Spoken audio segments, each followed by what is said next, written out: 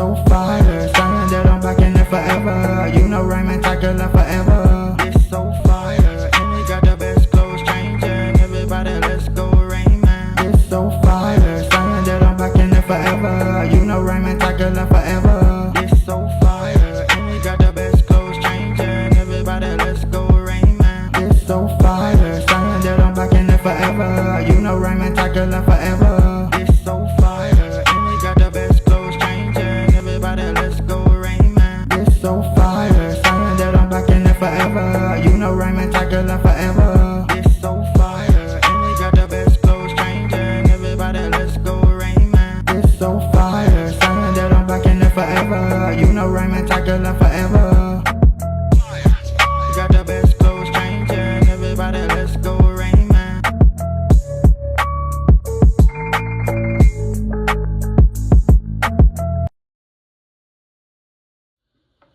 What's good, YouTube? It's your boy Raymondtacular Forever. Welcome to my YouTube channel.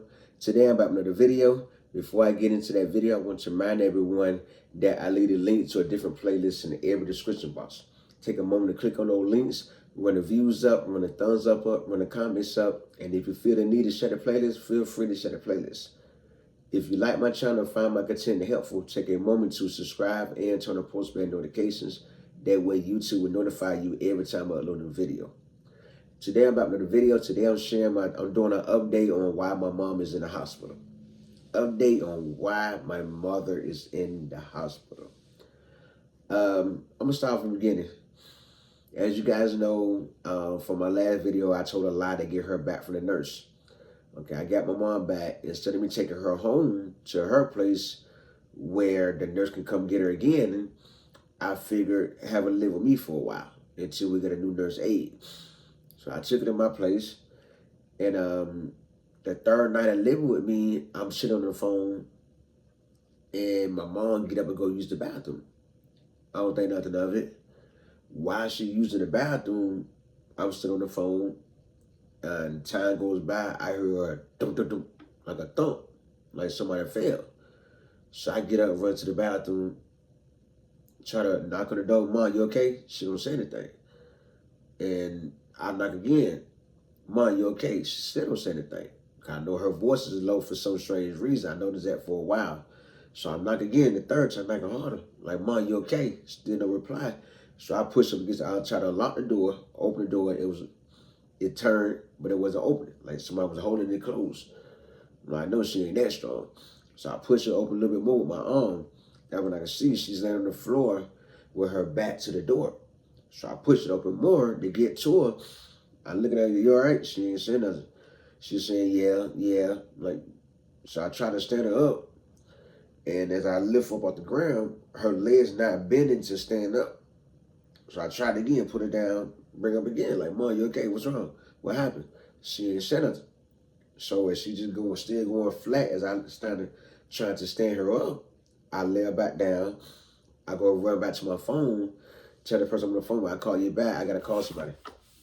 That was wrong. Like, I don't know, my mom fell out in the bathroom or something. So they're like, keep them on the phone with me. So I kept them on the phone. I get my my second phone, call the ambulance, talk to the ambulance. They come with 1,000,001 questions. I'm like, yo, my mom passed out in the bathroom. While I was on the phone, I heard a loud thump in the bathroom. I go check the door. I had to push it open 3 times to get to her. I tried to stand her up, but her legs wasn't bending to stand up. They just stayed flat like an iron board. So they went and asked me a dozen questions. I'm getting frustrated. I'm like, I can really, now after going through it myself, experiencing myself and calling the ambulance for someone and hearing all the irrelevant questions they're asking, now I understand why people get frustrated when they call in a mass shooting and they ask a bunch of irrelevant questions. How many people shot? How many people dead? How many people still breathing? What room is the killing? What the killer got on? Like, now I understand why they get frustrated with 1,000,001 questions to just get straight down to business. Okay, your mom passed out. Is she breathing? Is she moving? Do you see her chest going up and down like she's breathing? Is she laying on her back? She laying to her side? Okay, those are good questions to ask. But all the, how old is she? What's her date of birth? Any medical history? What's this? What's that? Well, like a bunch of relevant questions leads to a bunch of frustration and make this situation more complicated than what it should be. So they finally get there. When they're doing their little search and checking everything, they drove her to the hospital, and I followed that ambulance to the hospital in my car. I had to sit in the lobby 15 minutes for her to get admitted. 15 minutes for her to get admitted to the hospital. Then they let me come to the back. I'm talking to her, trying to see what happened, what went wrong, what's what, how she falling down or whatever. All she started saying is she don't know. All she started saying is she don't know. I'm like, what you mean you don't know? You fell out. You fell down. So they assume she had a minor stroke or she passed out for a moment. I'm like, I don't want to assume. Let's find out for sure. While I get in the back with my mom, a doctor come in and was like, he's doing an ultrasound. Ultrasound, she's not pregnant. He's doing a heart ultrasound. Like, why you doing a heart ultrasound? You know what I mean? He tells me that he's seen mass. They seen mass and they seen mass in her heart, around her heart. I'm like, mass? What the hell is mass? He's like, a form of cancer. What the hell? You know what I mean? Now I'm really getting like, have a flashback. Like, wow. You know, my grandma passed away of cancer. My brother just died last August to cancer, to colon cancer. Then I found out my mom got cancer. You know, and he was like, I see you took her to another hospital in her area about a bleeding. You smelled blood on her, and then she know where she was bleeding from, and she don't get a cycle. I'm like, yes. They're saying that, okay, with that hospital, instead of them doing a full body scan, they just scanned one place. You know what I mean? They scanned one place in her body. That was it. Why they didn't do more research? We both agreed that was $1 million question. That was $1 million question. So he came in, did a heart scan.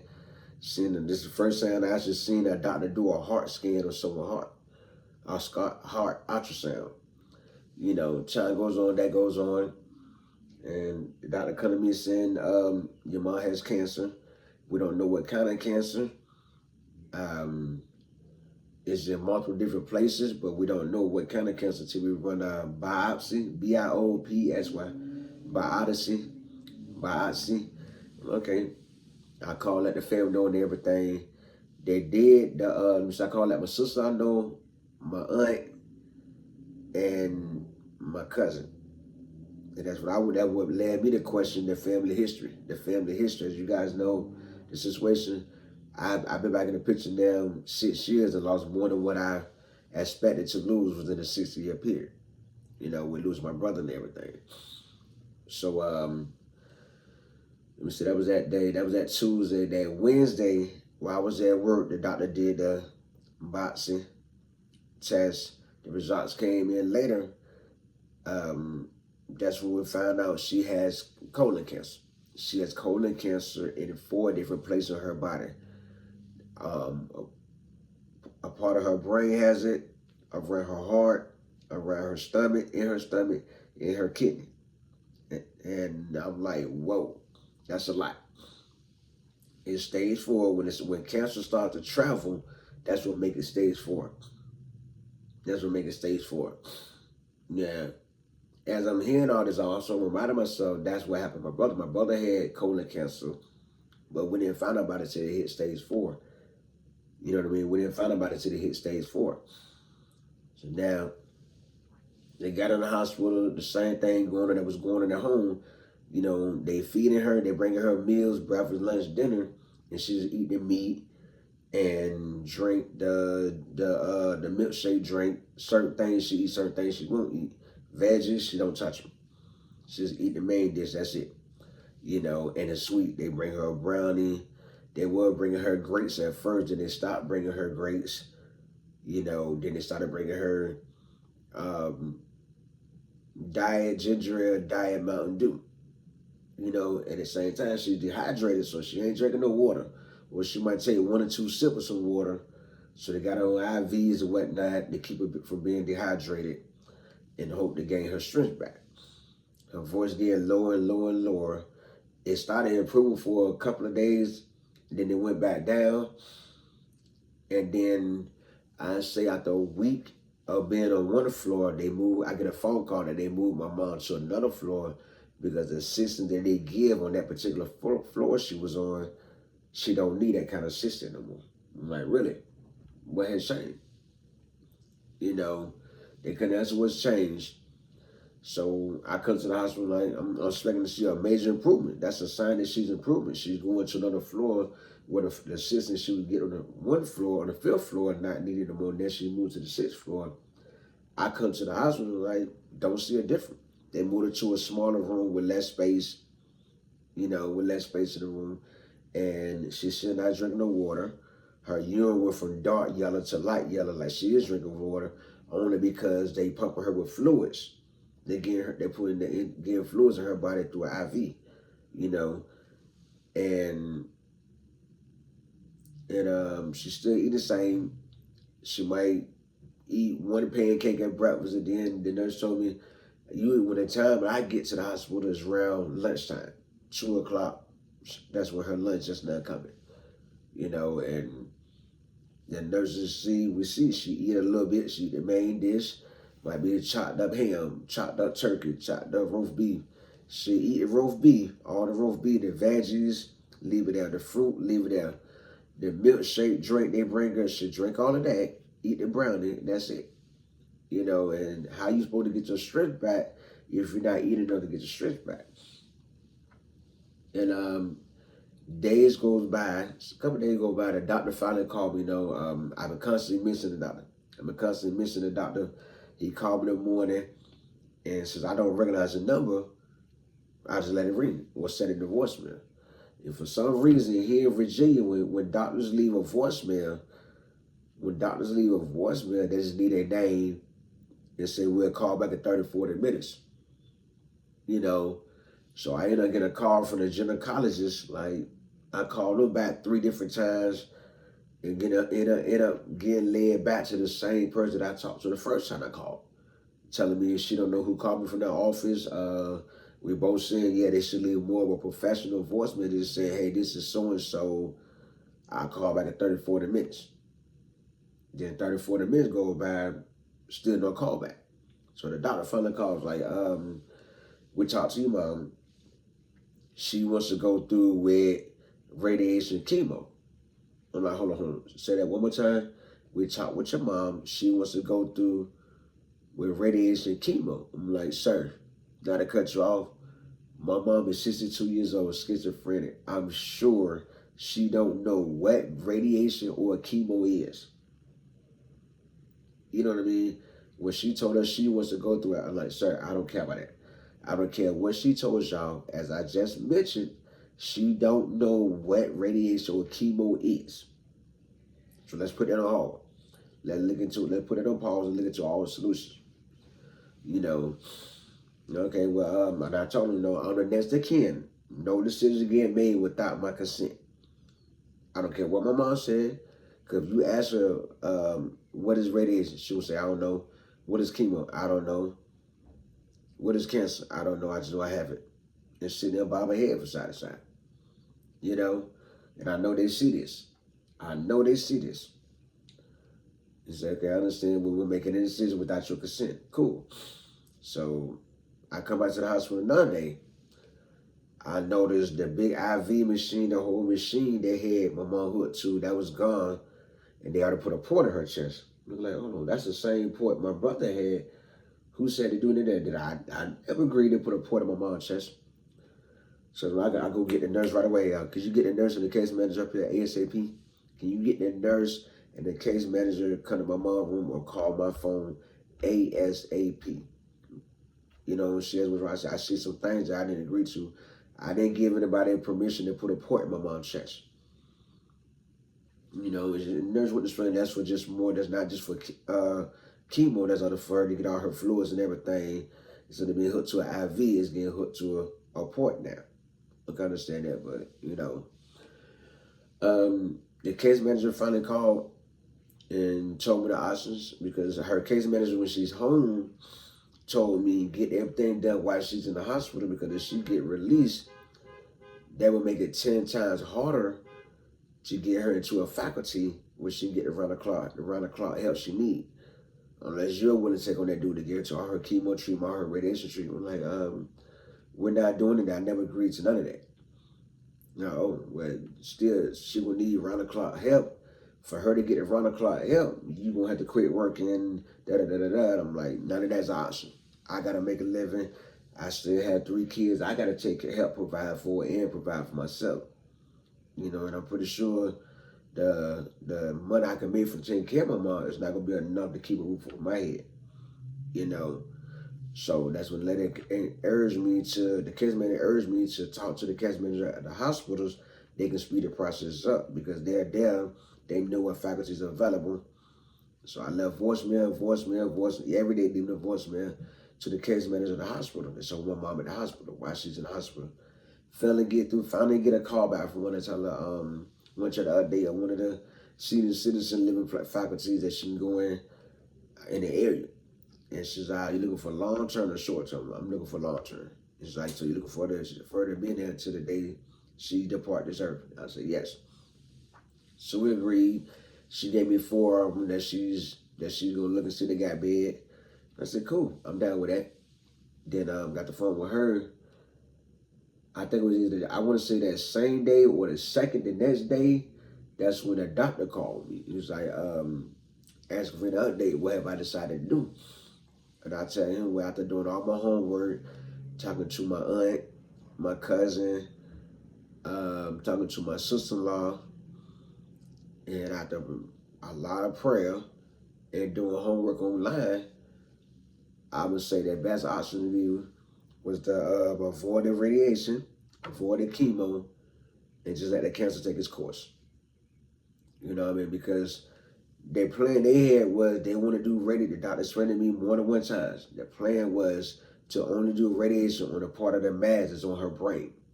Now, I don't know about y'all. I don't feel any brain surgery is a good idea. Operate on someone's brain, radiation, anything done to the brain, surgery, I don't care what it is. Anything done to the brain is not a good idea. And let's say something goes wrong, you know what I mean? Or she don't come out of it fully. Or let's say she brain dead behind brain radiation. You got to know how it goes. Once the brain dead, the body's dead. I didn't want to take that risk. The chemo, I didn't want to take that risk because I seen the toll it took on my brother. It didn't really help my brother. It added some years of his life, and it added some years of his life. It took a huge toll. That radiation, well, we really didn't see the effect of the chemo.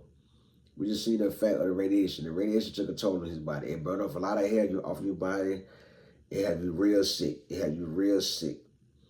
When you can't do nothing on your own, where everything you do on a daily basis is a full-time job. It's a full-time job.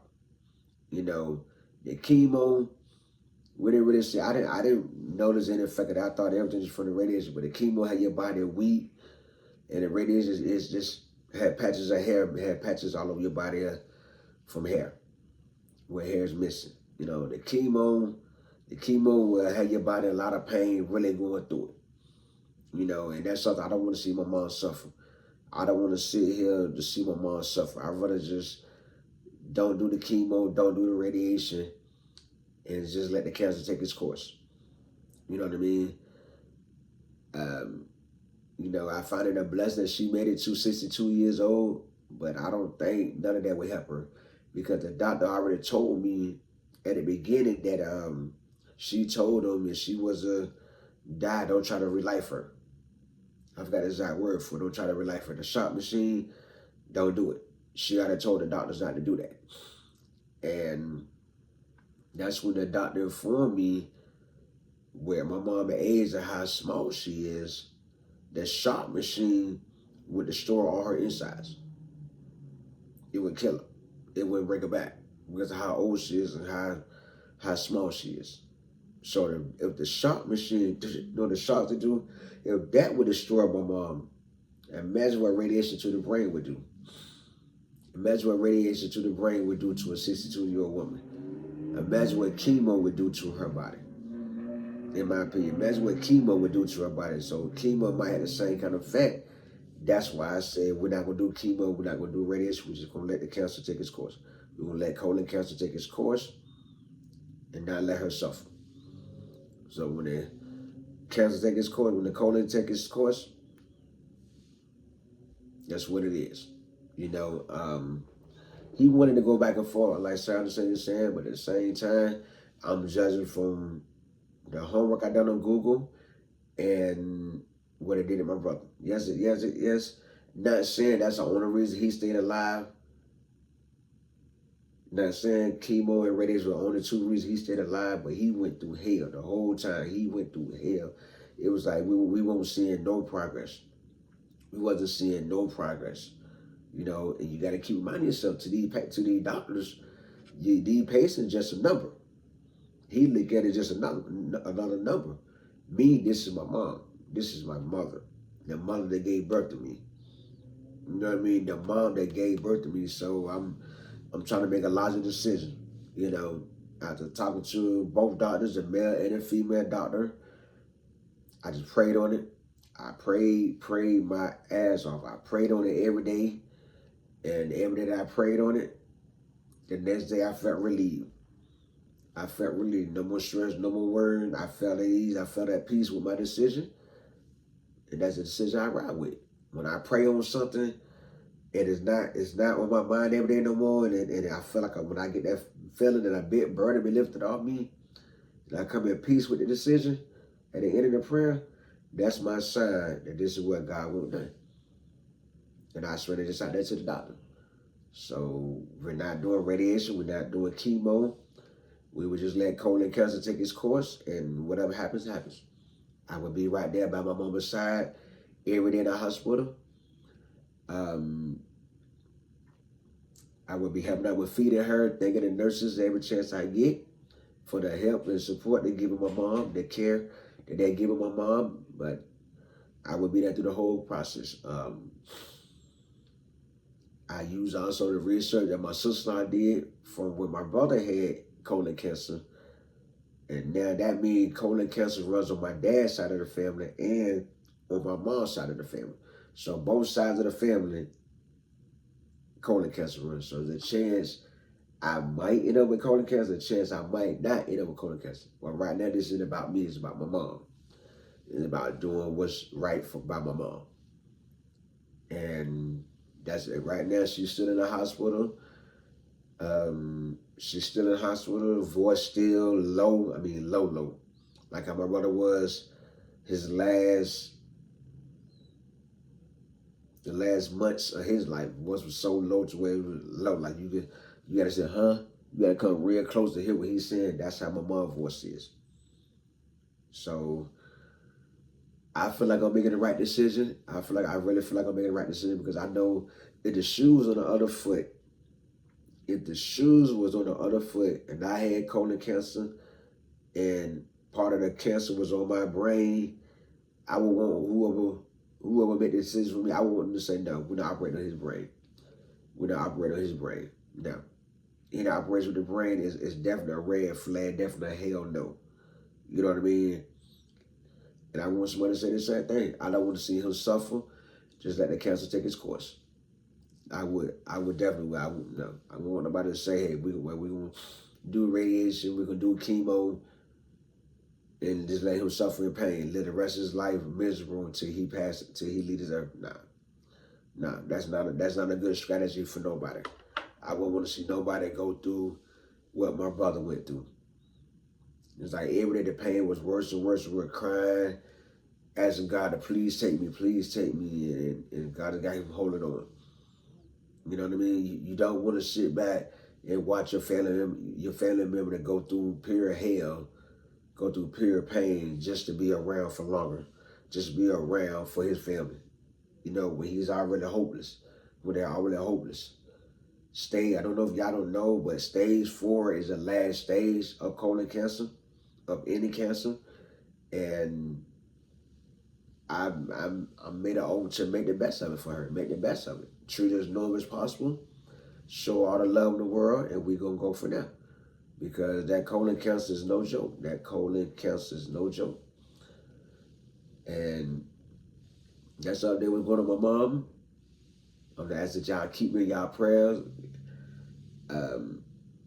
Some friends and family say try different herbs, but I know my mom not going to take it. My mom not going to take it. If you don't crash up, put in her food, she's not going to take it. You know what I mean? They don't try to multiple times to get her Tylenol and whatnot in the hospital for the constipation, and she wouldn't take it. So they had to crush her and put in the IV and try other ways to get her to take it. You know, all I'm asking everybody to keep me in your prayer, keep me, my mom, and my family lifting your prayers. To all my prayer words, keep us lifting your prayer, and that I'm making the right decision. You know,